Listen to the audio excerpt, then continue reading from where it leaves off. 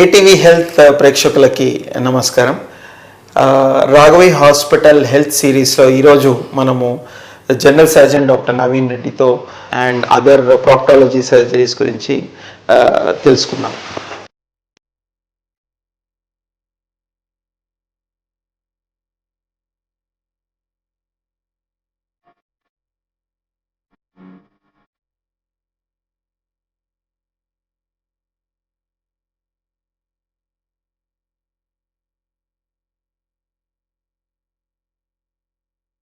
నమస్కారం డాక్టర్ నవీన్ రెడ్డి గారు. నమస్తే సార్. సార్, అలానే ఇప్పుడు ఈ లాప్రోస్కోపిక్ అపెండిసెక్టమీ ప్రొసీజర్ చేయడానికి ఈ ఏజ్ పేషెంట్స్ నార్మల్లీ ఏ ఏజ్ పేషెంట్స్కి చేయొచ్చు అండ్ ఎప్పుడు ఎంత అంటే చిన్నపిల్లల్లో కూడా చేయొచ్చా?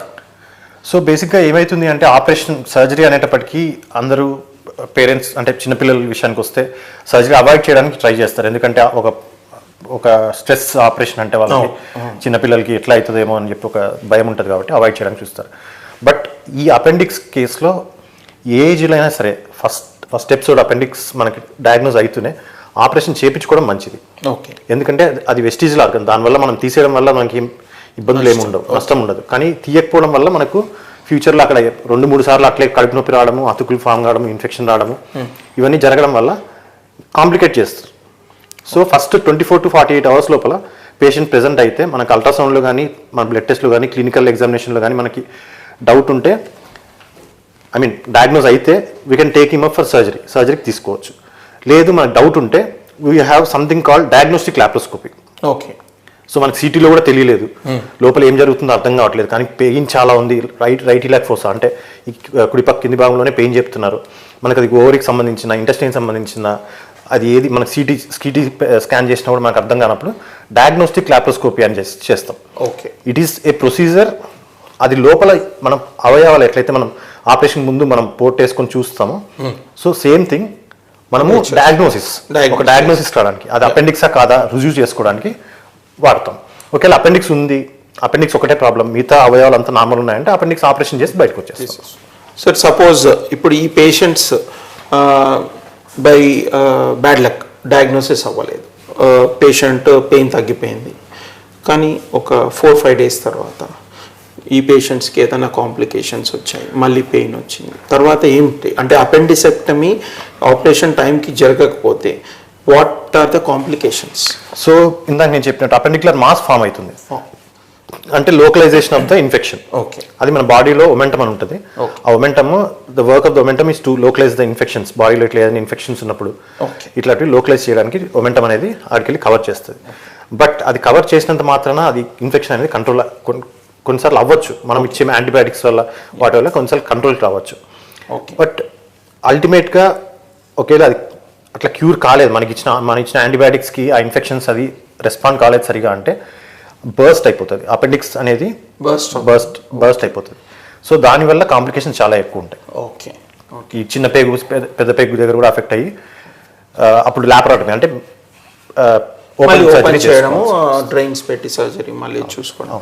ఓకే సార్, ఇప్పుడు మనం అపెండిసెక్టమీ అలానే ఈ వాట్ ఈస్ కోలిసిస్టైటిస్, ఈ లాప్రోస్కోపిక్ కోలిసిస్టైటిస్ అంటే ఏంటి, దాని సిమ్టమ్స్ ఏంటి? సో బేసిక్గా కోలిసిస్టైటిస్ అంటే మనకి గాల్ బ్లాడర్ అనేది ఉంటుంది, పిత్తకోశం అంటారు. సో మనకి లివర్ కింది భాగంలో ఈ గాల్ బ్లాడర్ అనేది ఉంటుంది. So gall bladder main work ఏంటంటే మనకి లివర్లో సెక్రెట్ అయిన బైల్ ఎంజైమ్స్ ఏదైతే ఉంటాయి, బైల్ సాల్ట్స్, బైల్ ఏదైతే సెక్రెట్ అవుతుందో అది మనకు ఒక రిజర్వాయర్ లాగా యాక్ట్ అయ్యి మనం ఫుడ్ తీసుకున్నప్పుడు ఈ గాల్ బ్లాడర్ నుంచి మనకి కొద్దిగా బైల్ అనేది రిలీజ్ అవుతుంది. Okay, that is the main function of gall bladder. ఈ గాల్ బ్లాడర్లో ఇప్పుడు మనకి ఎట్లయితే అపెండిక్స్లో ఇన్ఫెక్షన్ ఎట్లా అయితే వస్తుందో అట్లే గాల్ బ్లాడర్లో కూడా ఇన్ఫెక్షన్ వచ్చే అవకాశాలు ఉంటాయి. ఓకే, మనం తీసుకున్న డైట్లో మన ఫుడ్లో ఏదైనా ఇన్ఫెక్షన్ స్ప్రెడ్ అయ్యే అవకాశాలు కూడా ఉంటాయి. సో దీంట్లో ఏంటంటే మెయిన్గా కోలిసిస్టైటిస్ అంటే inflammation of the gall bladder అంటే infection. Gall stones, calculous gall bladder అంటాం, క్యాలిక్యులస్ కోలిసిస్టైటిస్. సో స్టోన్స్ ఉండడం వల్ల ఆ లూమెన్ అనేది ఆ గాల్ బ్లాడర్ ఇట్లా ఉంటుంది, ఆ లూమెన్లో ఏదైనా స్టోన్ బ్లాక్ అయితే ఆ లూమెన్ బ్లాక్ అయినందువల్ల మనకి ఆ గాల్ బ్లాడర్లో ఉన్న కలెక్షన్ ఏదైతే సెక్రిషన్స్ ఉన్నాయో అవి బయటికి ఆ పెరిస్టాల్సిస్ వచ్చిన మూమెంట్ వచ్చిన టైంలో బయటికి రాకపోతే మనకి పెయిన్ అనేది. సో అట్లే ఆ కంటెంట్స్ కనుక ఎక్కువ రోజులు అట్లే ఉంటే అది ఇన్ఫెక్ట్ అయ్యే అవకాశం కూడా ఉండి మనకి ఈ కోలిసిస్టైటిస్ అనేది డెవలప్ అయ్యే అవకాశం ఉంటుంది. సో నార్మలీ ఈ గాల్ స్టోన్స్ అనేది ఏదైతే ఉందో ఈ గాల్ స్టోన్స్ డయాగ్నోస్ చేసినప్పుడు కొందరు ఏమంటారు అంటే we can wait for surgery, ఆ స్టోన్ సైజ్ బట్టి దాన్ని బట్టి ఉంటుంది. So what is the right time for the surgery? So బేసిక్గా we have asymptomatic, symptomatic. Asymptomatic అంటే ఇప్పుడు మనలో కూడా ఎవరిలో అయినా సరే జనరల్ పాపులేషన్లో కూడా ఎవరికైనా గాల్ స్టోన్స్ అనేవి ఉండొచ్చు. కాకపోతే ఆ గాల్ స్టోన్స్ వల్ల సిమ్టమ్స్ ఏవైనా డెవలప్ అయితేనే పలానా ప్రాబ్లం ఉంది అనేసి సో దీనికి ట్రీట్మెంట్ ఇవ్వాలి. సో లేదు అంటే కనుక మనకి ఏదైనా ఇన్సిడెంటల్ ఫైండింగ్, ఇప్పుడు ఏదో పొట్టకి ఏదో స్కాన్ చేపిస్తున్నాము లేదా కిడ్నీలకి ఏదో ప్రాబ్లం చేపిస్తాం, అప్పుడు ఆ స్కాన్లో కూడా బయటపడచ్చు. ఓకే. సో అలాంటప్పుడు మనం సర్జరీ చెయ్యాలా వద్దా అనే డిసిషన్ తీసుకోవాలి. So depends on the size of the stone. Okay. ఆ స్టోన్ ఎక్కడ ఏ లొకేషన్లో ఉంది, ఆ neck of the gall bladder దగ్గర ఉంటే కనుక అది అబ్స్ట్రక్ట్ చేస్తుంది కాబట్టి ఫ్యూచర్లో అయినా ప్రాబ్లం రావచ్చు. కాబట్టి సర్జరీ చేయించుకొని గాల్ బ్లాడర్ తీపిచ్చేసుకుంటే మంచిది. గాల్ బ్లాడర్ స్టోన్స్ అనేది నార్మల్గా అల్ట్రాసౌండ్లో మనకి సైజ్ తెలుస్తుంది, సిటీలో తెలుస్తుంది. సో ఈ గాల్ బ్లాడర్ స్టోన్స్ని డయాగ్నోస్ చేసిన తర్వాత నెక్స్ట్ ఏం చేయాలి అంటే పేషెంట్కి మనము రిపోర్ట్ వస్తుంది, తర్వాత నెక్స్ట్ స్టెప్ ఏంటి? సో బేసిక్గా పేషెంట్ ప్రజెంట్ చేసిన సిమ్టమ్స్ని బట్టి మనం సిటీ కానీ అల్ట్రాసౌండ్ కానీ చేపిస్తాం. అందులో మనకి గాల్ స్టోన్స్ ఏదైనా ఉండి అది అబ్స్ట్రక్షన్లో ఉందా, సో గాల్ బ్లాడర్ కండిషన్ అంతా తెలుస్తుంది. సో ఇది అక్యూటా క్రానిక్కా, అక్యూట్ అండ్ క్రానిక్కా, లేదంటే గాల్ బ్లాడర్ పర్ఫరేషన్ ఉందా, ఈ ఫ్యాక్టర్స్ మీద డిపెండ్ అయ్యి మనం we have to take up for the surgery. So ఇప్పుడు సపోజ్ అక్యూట్ కోలిసిస్టైటిస్ ఉంది, పేషెంట్ ఒక 48 to 70 hours 72 hours వరకు ప్రెజెంట్ అయ్యాడు. సో అల్ట్రాసౌండ్లో మనము పెరికోలిసిస్టిక్ కలెక్షన్ ఉందా, స్టోన్ ఎక్కడి వరకు బ్లాక్ చేస్తుంది, గాల్ బ్లాడర్ డిస్టెన్షన్ ఉందా, లేదంటే లోపల ఇన్ఫెక్షన్ ఉందా, ఈ ఫ్యాక్టర్స్ని బేస్ చేసుకొని మనం we can taking for the surgery. Okay. So కొన్నిసార్లు ఈ గాల్ బ్లాడర్ పర్ఫరేట్ అవుతుంది. సో అట్లా పర్ఫరేట్ అయ్యి అక్కడ చీమ్ పట్టి అట్లా కాంప్లికేషన్స్ ఉన్నప్పుడు పర్క్యూటేనియస్ కెథిటర్ అనేది వేస్తాం. ఓకే. సో గాల్ బ్లాడర్ లోపలికి అంటే పైన పొట్ట భాగం నుంచే ఒక చిన్న కెథిటర్ లోపలికి పెట్టేసి అల్ట్రాసౌండ్ గైడెడ్ కానీ సిటీ గైడెడ్ కానీ పెట్టి పస్ అంతా డ్రైన్ చేసి ఆ ఇన్ఫెక్షన్ అంతా తగ్గిన తర్వాత మళ్ళీ గాల్ బ్లాడర్ సర్జరీకి అనేది వెళ్ళడం జరుగుతుంది. సార్ ఈ ఈఆర్సిపి, ఎంఆర్సిపి దీని రోల్ ఏంటి సార్ ఇప్పుడు మనం? సో బేసిక్గా మనకి లివర్ నుంచి బైల్ డక్స్ వస్తాయి. సో ఆ బైల్ డక్స్కి ఈ సిస్టిక్ డక్ట్ జాయిన్ అవుతుంది. అక్కడ నుంచి we called it as common bile duct. Okay. So ఆ common bile duct it open in to the duodenum ampulla దగ్గర మనకి ప్యాంక్రియాటిక్ డక్ట్ కామన్, కొన్నిసార్లు రెండు కలిసి ఓపెన్ అవుతాయి, కొన్నిసార్లు సపరేట్గా ఓపెన్ అవుతాయి యాంప్యులా దగ్గర. సో ఈ ఈఆర్సిపి ఎంఆర్సిపి ఎందుకు చేపిస్తామంటే గాల్ స్టోన్స్ ఏవైనా హ్యూమన్ కంటే చిన్నగా ఉంటే అవి స్లిప్ అయ్యి కామన్ బైల్ డక్ట్లోకి ఎంటర్ అయ్యే అవకాశం ఉంటుంది. ఓకే. సో కామన్ బైల్ డక్ట్లోకి ఎంటర్ అయిన తర్వాత అవి కామన్ బైల్ డక్ట్ దగ్గర బ్లాక్ చేసేస్తే పైనుంచి వచ్చే బైల్ సెక్రెషన్ కిందికి రాక మనకు పేషెంట్కి జాండీస్ అనేది డెవలప్ అవుతుంది. సో ఇది సర్జికల్ జాండీస్, ఇది అబ్స్ట్రక్టివ్ జాండీస్ అంటారు. ఓకే. సో దీంట్లో మనము ఎంఆర్సిపి చేపిస్తే మనకు ఆ బ్లాక్ అనేది బ్లాక్ అనేది ఎక్కడుందో తెలుస్తుంది ఎంఆర్సిపిలో. దాన్ని బట్టి మనము we can go for laparoscopic surgery, CBD exploration అంటారు. CBD common bile duct open చేసి ఆ స్టోన్స్ బయటకి తీసి చేయడం కానీ, లేదు అంటే కనుక అది అంత బ్లాక్ ఏం లేదు, స్టోన్ ఏం లేదు అనుకుంటే మనం we can go for directly gall bladder సర్జరీకి వెళ్ళిపోవచ్చు. ఈఆర్సిపి అంటే ఎండోస్కోపిక్ ద్వారా చేస్తారు. ఎండోస్కోపిక్ ద్వారా ఆ యాంప్యులా దగ్గర చిన్న కట్ ఇచ్చి లోపలికి ఆ కామన్ బైల్ డక్ట్లో రెట్రోగ్రేడ్గా వెళ్తారు. అంటే బ్యాక్ సైడ్ నుంచి మామూలుగా బైల్ డక్స్ వెనుక భాగం నుంచి లోపలికి ఎంటర్ అవుతాము.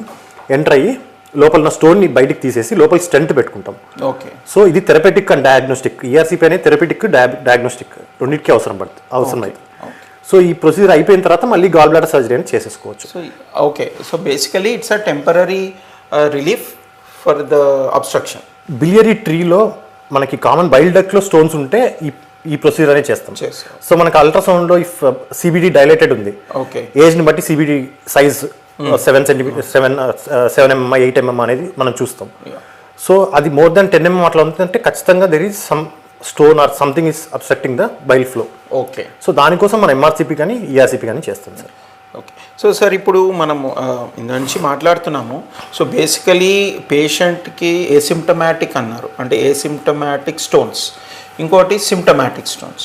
ఈ సిమ్టమాటిక్ స్టోన్స్ వల్ల ఏమేమి సిమ్టమ్స్ ఉంటాయి, సెకండ్ థింగ్ కాంప్లికేషన్స్ అవుతే ఏమేమి కాంప్లికేషన్స్ అవుతాయి? సో బేసిక్గా పేషెంట్ మనకి ప్రజెంట్ అయ్యేటప్పటికి రైట్ హైపోకాండ్రియం అంటే పొట్ట మన ఛాతీ కింద భాగంలో నొప్పితో కానీ లేదా ఈ పై భాగం మధ్య పొట్టలో కానీ నొప్పితో కానీ బ్రెత్ హోల్డింగ్ డిస్పెప్సియా అంటారు, అంటే పుల్ల తేన్పుల్లాగా రావడం కానీ ఈ సిమ్టమ్స్తో మెయిన్గా ప్రెజెంట్ అవుతారు. సో చాలా వరకు మనము APD acid peptic disease are ఈ గాల్ స్టోన్స్ సిమ్టమ్స్ కొద్దిగా మిమిక్ చేస్తాయి. కాబట్టి అందుకే మనము ఎండోస్కోపీ అండ్ అల్ట్రాసౌండ్ అబ్డామిన్ తర్వాత బ్లడ్ టెస్ట్లో లివర్ ఫంక్షన్ టెస్ట్ చేపిస్తాం టు సీ అసలు ఇన్ఫెక్షన్ ఏమైనా ఉందా, గాల్ స్టోన్స్ ఉన్నాయా, యాసిడ్ పెప్టిక్ డిసీజా, ఇవి తెలుసుకోవడానికి. ఎల్ఎఫ్టీ మనకి లివర్ ఎంజైమ్స్ ఎలివేట్ అయి ఉంటాయి, గాల్ స్టోన్స్ అయినా బ్లాక్ చేసి అట్లా ఏమైనా ప్రాబ్లం ఉంటాయి. సో అందుకే కాంప్లికేషన్స్ అనేది మామూలుగా ఏసిమ్టమాటిక్ స్టోన్స్కి, సిమ్టమాటిక్ స్టోన్స్కి and complications. So complications are mostly jaundice and infection burst అవ్వచ్చు. సో ఈ కాంప్లికేషన్స్ ఉండొచ్చు. సో ట్రీట్మెంట్ డెఫినెటివ్ ట్రీట్మెంట్ ఏంటి సార్? సిమ్టమాటిక్ ట్రీట్మెంట్ అంటే మెడికల్గా కూడా మేనేజ్ చేయొచ్చా? మెడికల్గా మేనేజ్ ఎప్పుడు చేయొచ్చు అంటే if there is only infection, మనకు లోపల గాల్ బ్లాడర్లో స్టోన్స్ ఏమీ లేవు, ఓన్లీ ఇన్ఫెక్షన్ ఉంది అంటే కనుక దెన్ వీ కెన్ గో మెడికల్గా, we can treating with antibiotics and other symptomatic drugs ఇచ్చి డైట్ ఫాలో చేసుకొని లెస్ ఆయిలీ ఫుడ్ అట్లా తీసుకొని మెయింటైన్ చేస్తే మనకి ఆ ఇన్ఫెక్షన్ అనేది తగ్గిపోతుంది. బట్ లోపల స్టోన్స్ ఉన్నాయి, క్యాలిక్యులస్ గాల్ బ్లాడర్ అయితే కనుక, అంటే స్టోన్స్ ఉన్న గాల్ బ్లాడర్ అయితే కనుక ఖచ్చితంగా surgery is a definitive treatment. ఎందుకు అంటే మనకి సర్జరీ కాకపోతే దీనివల్ల వచ్చే కాంప్లికేషన్స్ చాలా ఎక్కువ ఉంటాయి. ఇందాక మనం చెప్పినట్టు కామన్ బైల్ డక్ట్లో స్టోన్ వెళ్ళి బ్లాక్ చేయడం, దానివల్ల జాండీస్ రావడం, దానివల్ల చుట్టూ ఇన్ఫ్లమేషన్ రావడం. ఇంతకంటే డివాస్టేటింగ్ ఏంటంటే మనకి యాంప్యులా దగ్గర కన్నా స్టోన్ వెళ్ళి బ్లాక్ చేసింది అంటే కనుక అప్పుడు ప్యాంక్రియాటిక్ డక్ట్ కూడా బ్లాక్ అయ్యే అవకాశం ఉంటుంది. కాబట్టి ప్యాంక్రియాటైటిస్ డెవలప్ అయ్యే ఛాన్స్ కూడా ఉంటుంది. చాలా risky condition pancreatitis with gall stones అంటే. కాబట్టి సర్జరీ ఈ కాంప్లికేషన్స్ అన్ని అవాయిడ్ చేయాలి అంటే surgery as soon as possible. If patient is symptomatic and gall stones సైజ్ని బట్టి మనం if it is 4 or 5 mm also you can go for surgery. And asymptomatic పేషెంట్స్లో డయాగ్నోజ్ అయిన టైంలో ఇఫ్ ఆ స్టోన్ అనేది మనకి నెక్ ఆఫ్ గాల్ బ్లాడర్లో అబ్స్ట్రక్ట్ చేస్తున్నా కానీ లేదా stone size more than 10 mm ఉన్నా కానీ 9 or 10 mm ఉంటే it's better to multiple stones ఉంటాయి, మల్టిపుల్ గాల్ బ్లాడర్ క్యాలిక్యులే ఉంటే we can go for surgery. అట్లే multiple polyps more than 4 mm 3 mm 4 mm multiple polyps ఉన్నా సర్జరీ ఈజ్ ఇండికేటెడ్. అది ఎందుకంటే we doesn't know if it can be benign or malignant. అవి మళ్ళీ size పెరుగుతాయి. Or otherwise we can put the patient, if polyps ఉన్నాయి, ఒక పాలిపే ఉంది 3 mm ఉంది, we can put him for follow up. Next 6 months మళ్ళీ అల్ట్రాసౌండ్ స్కాన్ చేసుకుని సైజ్ పెరుగుతుందా లేదా చూసుకొని చేసుకోవచ్చు. ఫాలో అప్ చేసుకొని. ఓకే. సో ఇప్పుడు ఒక పేషెంట్ మన దగ్గర ఆల్రెడీ డయాగ్నోస్డ్, సర్జరీ చేయించుకోవాలనుకుంటున్నాడు. సో మనం how do we prepare the patient? So బేసిక్గా అడ్మిషన్ కావాలి ఫస్ట్. అడ్మిషన్ అయిన తర్వాత పేషెంట్ సిమ్టమ్స్ని బట్టి whether patient has any jaundice, ఈ కండిషన్స్ బట్టి మనం ఇందాక మాట్లాడుకున్న డయాగ్నోసిస్ అని చేసిన తర్వాత మనకి ఏమీ లేదు, సింపుల్ గాల్ బ్లాడర్ సర్జరీ చేస్తే సరిపోతుంది అంటే will taking for surgery. So ఇది లాప్రోస్కోపిక్లో చేయొచ్చు, ఓపెన్ చేయొచ్చు. ఓపెన్లో అయితే మనకి పెద్ద గార్డ్ ఇక్కడి నుంచి ఇక్కడ వరకు పెద్ద స్కార్ ఉంటుంది, పెద్ద అంటే మజిల్స్ కూడా కట్ చేయాల్సి వస్తుంది కాబట్టి దాని కాంప్లికేషన్స్ ఎక్కువ, ఫ్యూచర్ హర్నియాస్ రావడం ఇవన్నీ కూడా ఉంటాయి. సో లాప్రోస్కోపిక్లో మనకి జస్ట్ 4 portsతో బొడ్డు దగ్గర ఒక చిన్న ఒక 1 centimeter కట్, పైన ఒక 0.5 centimeters కట్, సైడ్లో ఒక చిన్న 0.5 centimeters కట్. దీంతో మనము లాప్రోస్కోపిక్ సర్జరీ ద్వారా గాల్ బ్లాడర్ అనేది తీసేయచ్చు. So it's a simple day care procedure లాగా కూడా చేసుకోవచ్చు. If it is a normal gall bladder no much other complications. So morning patient admit అయితే ఆఫ్టర్నూన్ సర్జరీ చేసుకొని we can discharge by evening. Okay, thank you. Will meet you up next time. Okay, thank you. Hi, this is Shiva Reddy, Tollywood movie and mimicry artist. ATV Health, ATV Devotional and ATV News. Please subscribe, like and share.